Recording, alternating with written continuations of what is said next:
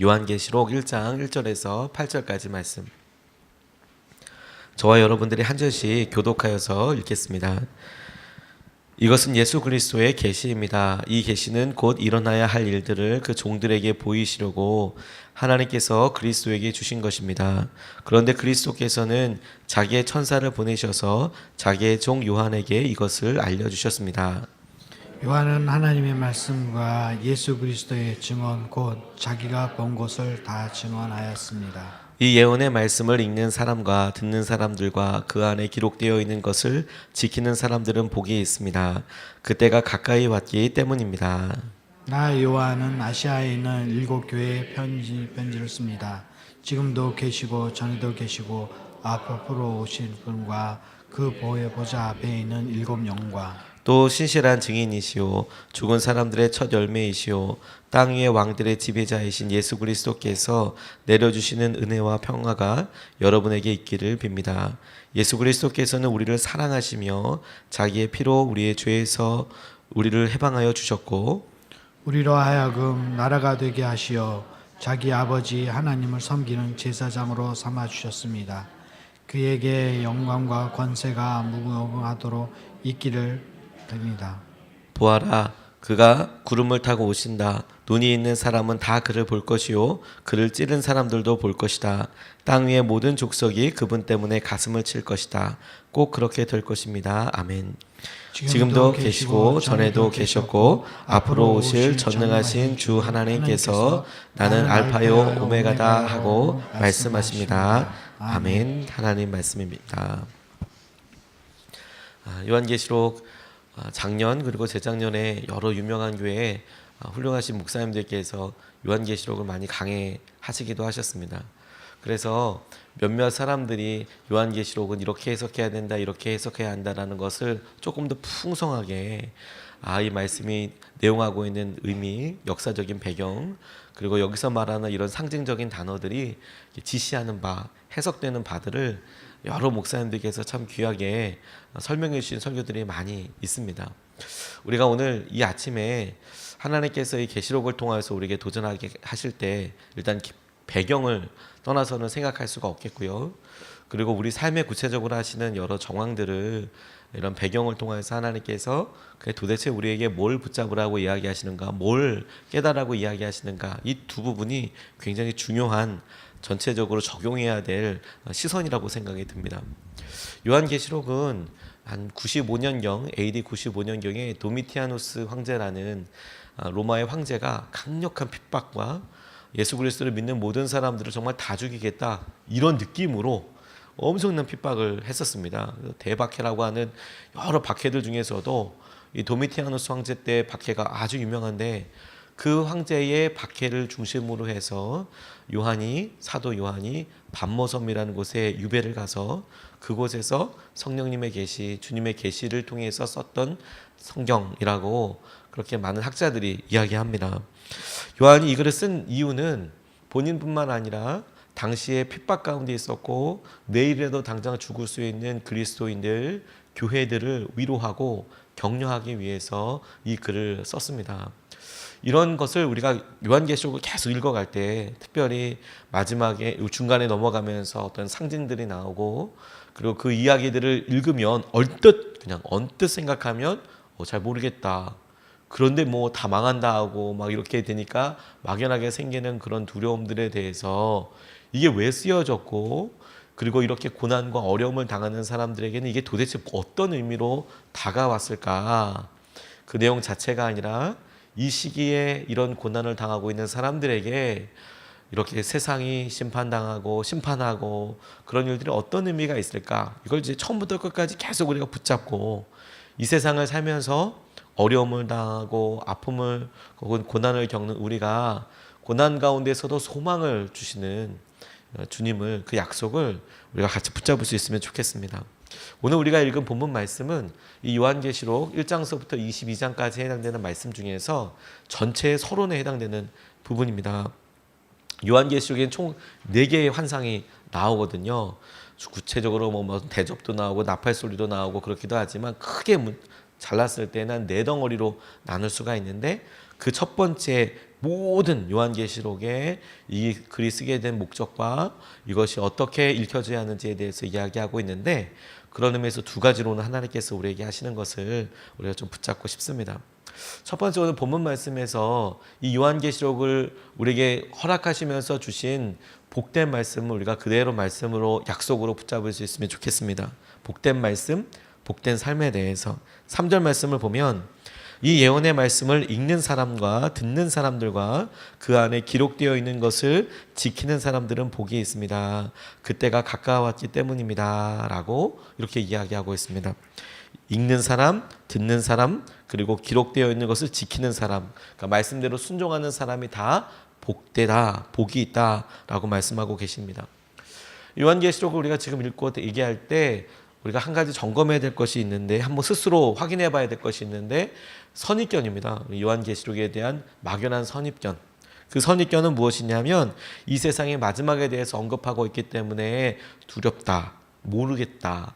그래서 이것이 내가 잘 모르기 때문에 막연하게 두려워하는 것으로 받아들이고 있지는 않은가.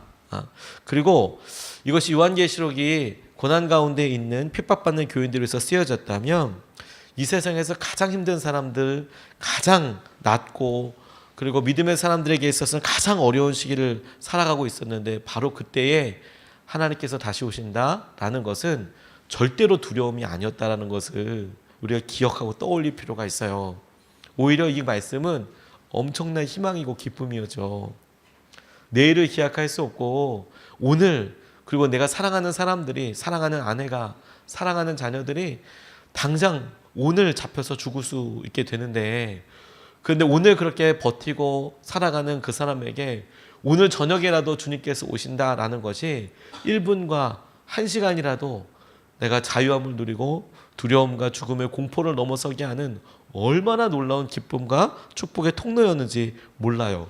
거기다가 그분께서 친히 재판장이 되셔서 나 혼자 살고 있고 우리만 당하고 있는 이런 일들의 사연과 뒷배경을 다 아셔서 그분이 재판장이 되셔서 이 모든 일을 판단하시고, 그리고 이 모든 일에 대해서 하나님께서 다 회복시켜 주시고 신원하여 주실 것이다라는 그런 말씀은 진짜 복음이죠, 복음. 그야말로 기쁜 소식이었습니다.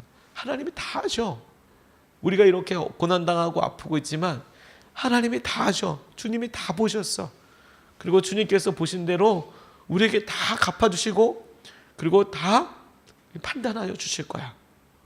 이게 이 요한과 이 요한의 서신서처럼 형태로 쓰여져 있는 이 요한계시록을 읽는 사람들에게는 정말 놀라운 은혜이고 기쁨이었습니다. 그래서 이것이 특정한 누군가, 다시 말해서 이 글을 읽고 어떤 신령한 무언가가 있어서 이 상징이 무엇이다 라고 막 끼워 맞출 수 있는 사람을 위해서 쓰여진 게 아니고, 이것을 읽는 사람, 그리고 이것을 듣는 사람, 왜냐하면 당시에는 성경이 많이 보급되어 있지 않기 때문에 이 성경을 회중 앞에서 그냥 읽어 주었거든요, 요한계시록은. 그래서 읽는 사람, 그 이야기를 듣고 그대로 행동하는 사람, 그러니까 순종하는 사람, 그런 사람들은 하나님께서 이 땅의 마지막 때를 세고 계시고, 이 시기를 세고 계시고, 오실 것을 기다리고 계시고, 이 시기를 절체절명의 순간을 당신의 사랑으로 보고 계시기 때문에 그 사실을 믿고 깨달아서 우리가 복된 삶을 누리게 될 것이다 라고 이야기하고 계세요. 주님이 오신다. 멀리 있지 않았다. 힘내라. 보이는 게 다가 아니다. 억울하고 그리고 낙담하지만 그게 다가 아니고, 주님이 이 땅에 오시고 주님이 우리의 마음에 무엇을 참고 있는지, 우리가 무엇을 고통스러워하고 있는지를 아시고 그것을 주님의 선하신 뜻대로 재판하여 주실 것이다. 판단하여 주실 것이다. 다 갚아주실 것이다.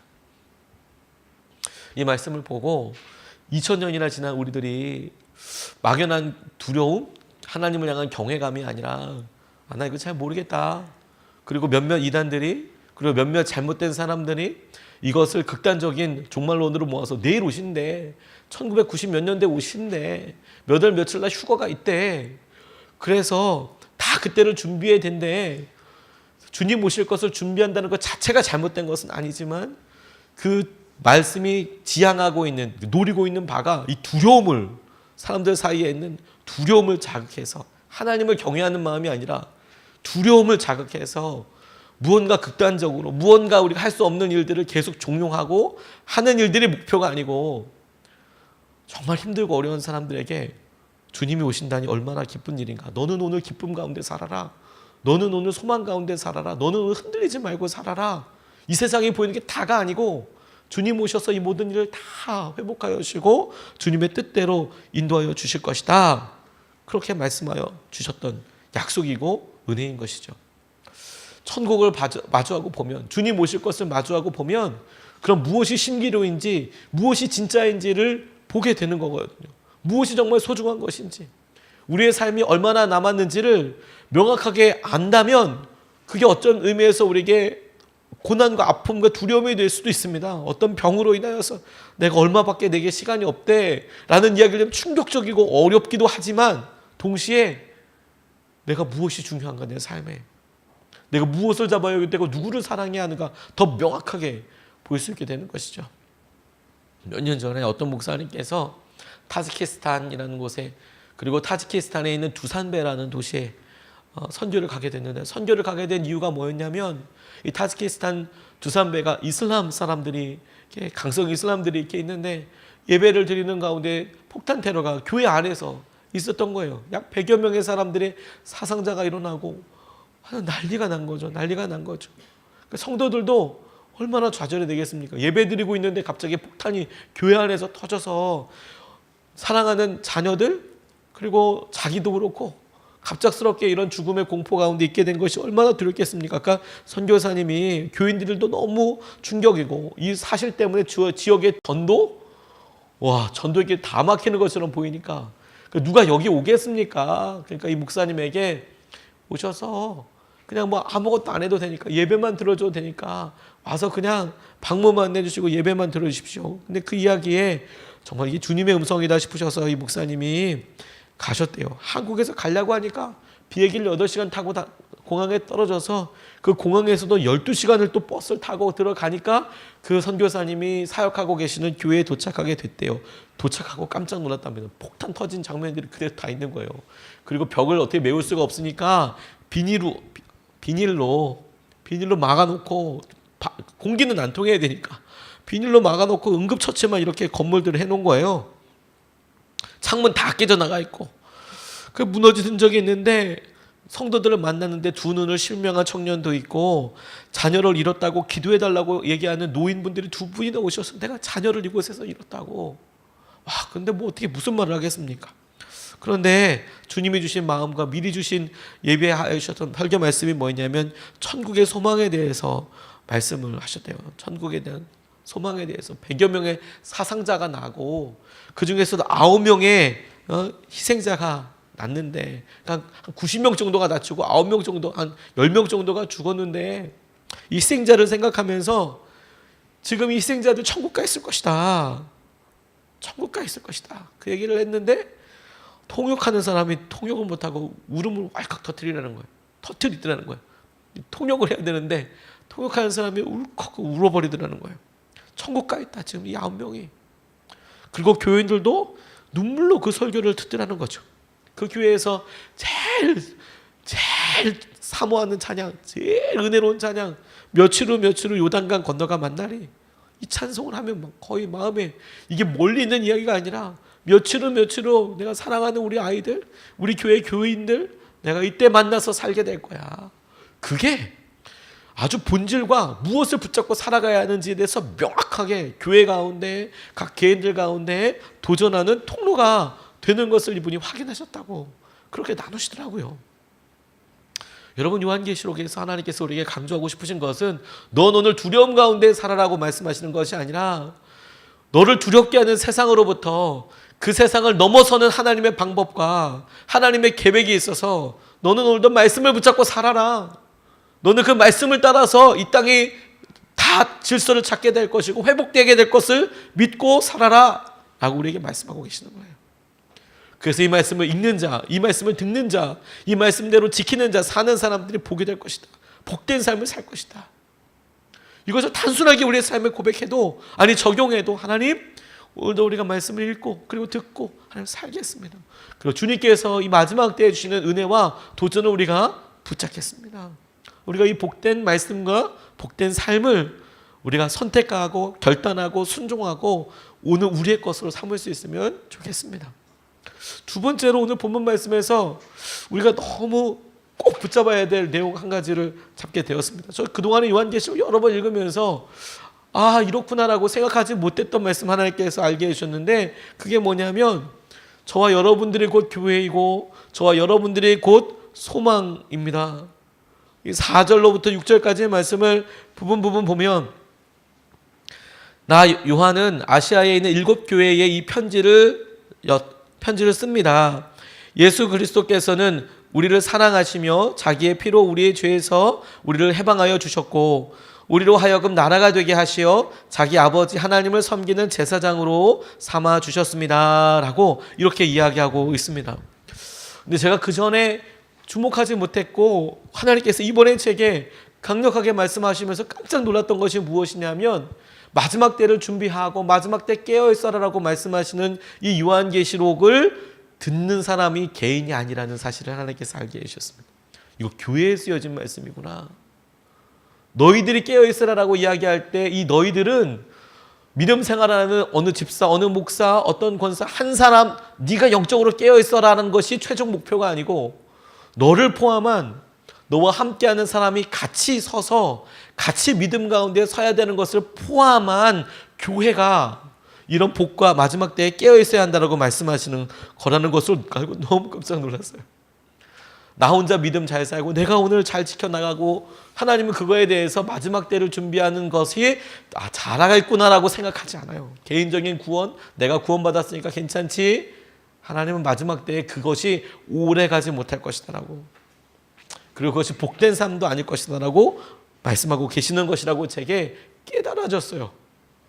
교회에 주시는 말씀이었다니까요. 교회 7교회들에게, 그리고 이제 에베소 교회부터 우리가 쭉 살펴보게 되겠지만 그런 교회들의 하나님의 말씀이 깨어 있어서 이 말씀을 작게는 우리 개인에게도 적용할 수 있지만, 그러나 더 분명한 것은 나를 포함한, 저와 여러분들을 포함한, 그게 수십 명 수백 명이 아니라 단 2명이어도 주님을 나의 구주, 나의 하나님, 나의 주님이라고 고백하는 사람, 그 2사람, 3사람이 모이는 그 공동체가 연약하지만 두렵고 떨리는 마음 가운데 가지고 있는 믿음에 대해서 이야기하고 계시는 거예요. 근데 주님 뭐라 말씀하셨냐면, 그 교회에 대해서 말씀하시기를, 우리가 보기에 연약해 보이고 무력해 보이고 하나님 교회는 온통 시험만 주고 난 너무 아픕니다. 나 혼자 믿음 생활하면 딱 좋겠습니다. 어디 나 모르는 데 가서 나 뒤에서 조용히 예배드리다가 그냥 봉사 이런 거 싫고 그냥 가만히 앉아서 예배드리다가 그냥 가기 원합니다. 이런 분들이 점점 많아지는 것 같은데, 근데 주님은 그런 사람들을 교회라고 부르지 않으세요. 우리가 같이 마음을 열고, 그리고 연약하지만 같이 삶을 나누고, 그리고 하나님 상처예요, 아픔이에요, 부담돼요. 그런데 그럼에도 불구하고 우리가 우리를 위해서, 우리 가족을 위해서, 나 자신과 우리 모두를 위해서 하나님께서 하시는 애들을 순종해 나가는 그 연약한 교회를 위해 주님께서는 목숨을 하시고 사랑하시고 자기의 피로 우리와 우리 교회를 위해서 죄에서 해방하여 주셨다. 그리고 우리를 하나님의 제사장으로 삼아 주셨다 라고 말씀하고 계시는 거예요. 이런 은혜를 주님께서 교회를 위해서 허락하여 주셨다고요. 근데 우리는 이 말씀을 애써 나를 위해서라고만 해석하죠. 그런데 나를 위해서가 아니라 나를 포함한 내가 연약하다고 생각하고 내가 아프다라고 생각하는 그 사람을 위해서 함께 교회를 위해서 하나님께서 이런 연약함을 지셨다라고 말씀하시는 겁니다. 요한계시록에 놀라운 것은 뭐냐면 공동체적이라는 거예요. 공동체적이라는, 나 혼자가 아니라 이 시대를 살아가기 위한 연약한 공동체가 하나님께서 주는 유일한 소망이고 그리고 대안이라고 말씀하고 계시는 거예요. 혼자서 살아남는 게 목표가 아니고 너 정결하게 살아서 너 혼자 살아남아라가 아니라, 네가 소수여도 네가 남는 자여도 너는 이기는 자가 되고 너는 함께하는 자가 되어라 라고 말씀하시는 거죠. 함께 고난을 받는 믿음의 공동체를 격려하고 그 가운데 주님이 임재하셔서 그 연약한 공동체를 지킬 것이다 라고 말씀하고 계시는 거예요. 우리가 이때에 하나님께서 주신 도전을 우리가 같이 붙잡아야겠습니다. 나도 믿음으로 서지만 하나님, 우리 주위에 있는 하나님 나를 하게 하는 이것을 아주 가깝게 있는 우리 부부가, 우리 가정이, 우리 자녀들이, 우리 부모님들이 그런 믿음의 공동체로 살고 하나님께서 하시는 이 목적을 그냥 나 혼자서 사는 것으로 만족하지 않고 마음을 열어서 연약하지만 같이 서가는 것을 놓고 우리 같이 봐야 하는 거구나. 혼자서는 바로 서기 힘듭니다. 마지막 때일수록 더 그렇습니다. 그리고 마지막 때일수록 사단은 이 틈을 이렇게 계속 노리려고 할 겁니다. 그런데 주님께서는 우리에게 주의 놀라운 은혜와 교회 안에서 함께 축복을 누리게 될 것이다 라고 말씀하고 계세요. 우리는 교회로 존재합니다, 여러분. 주님, 우리는 교회로 존재합니다. 엄밀히 말하면 우리가 교회가 아니에요.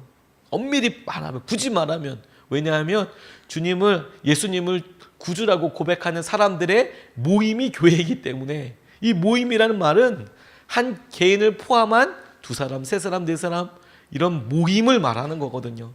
그러니까 우리가 교회의 가장 중요한 본질적인 기둥이면서 동시에 나 혼자 교회야? 이런 건 없어요. 나와 내가 사랑하는 사람들, 그 몇몇 사람이어도 우리가 주님의 이름으로 모인 사람들이 교회가 되는 것이죠. 그러니까 여러분, 오늘 우리가 교회를 위해서 마음을 열어야 하는 거예요. 하나님께서 우리에게 주신 것을 놓고, 이것이 마지막 때 하나님께서 우리에게 주신 소망이구나. 우리가 소망이고 우리가 대안이 되는 거구나. 주님께서 마지막 때에 이 축복을 주시는 교회는 이 시대의 소망이고 대안이고, 그게 저와 여러분들입니다. 오늘 주님께서 이제 계속해서 말씀하시는 믿음의 도전 앞에 우리가 깨어서 주의 말씀과 은혜를 놓치지 않는 저와 여러분 되시기를 주님의 이름으로 축복합니다. 오늘 우리가 2가지를 같이 나눴습니다.